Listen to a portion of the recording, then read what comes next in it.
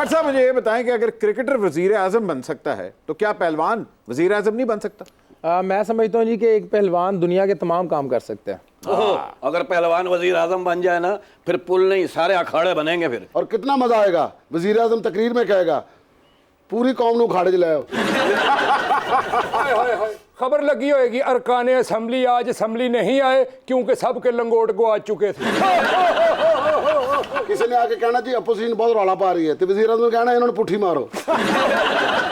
किन्ना मजा आवे भट्ट जी खबर सुनाने वाली कह रही होवे वजीर आजम इनाम भट्ट कौम से खिताब करेंगे, पहले ओदे तो खाड़े च सुहागा फेरनगे।